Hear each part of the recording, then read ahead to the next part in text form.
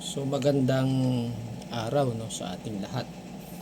Ayan nagpresenta na nga ng mga testigo ang prosecution laban di umano sa mga alleged illegal acts, bank transaction, anomalous transactions.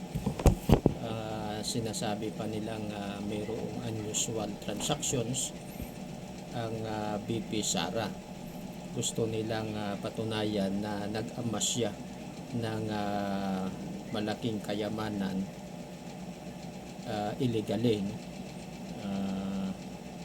anomalous ang transactions. At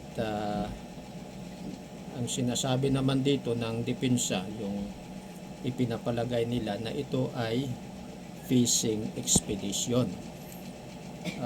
Bakit fishing expedition? So ano ba yung fishing expedition? Sa madaling salita, ito yung paghahanap ng ebidensya na walang tiyak na layunin o walang sapat na batayan. Halimbawa, naghagis ka ng isang lambat sa napakalaking fish pond sa pag-aakala mo na maraming mga tilapia. Iyon pala ay mga janitor fish ang makukuha mo. So hindi mo tiyak kung ano talaga ang magiging ebidensya mo para to support your accusation or allegation. Pagka hindi kasi tiyak yung mga records, mga dokumento na ipipresenta mo na may kaugnayan sa kaso, nagbabakasakali ka lang na baka mayroong mali, mayroong illegal, baka mayroong aktibidad na makasisira sa isang panig.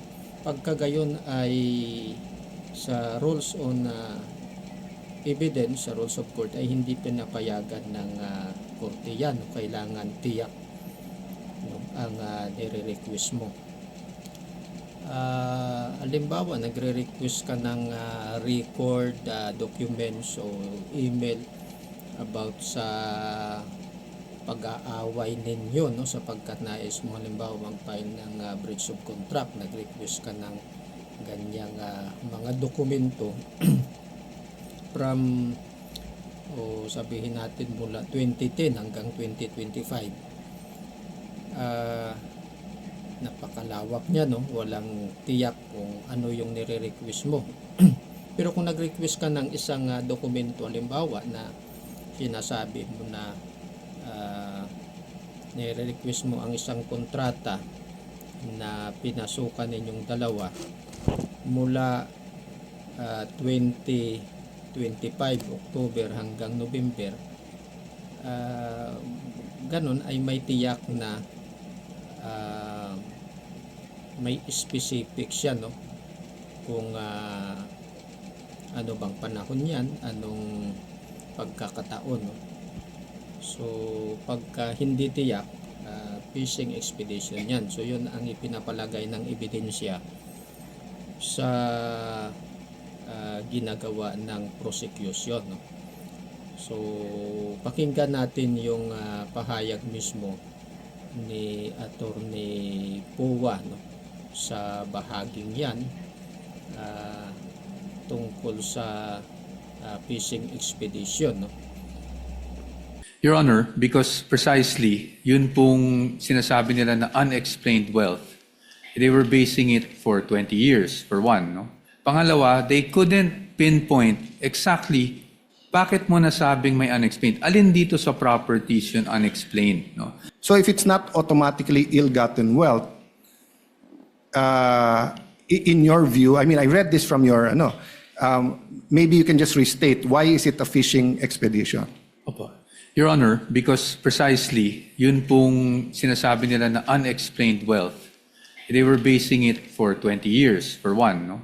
Pangalawa, they couldn't pinpoint exactly bakit mo nasabing may unexplained. Alin dito sa properties yun unexplained? Third, and if I may elaborate from our memo, if you look at the articles of impeachment, it presupposes that the Vice President earned 30 million over a span of 20 years. Yes, they did not think about the Vice President not being in public office from 2013 to 2016. They didn't think about the income that could have, been generated by being married to a lawyer who had his own law office.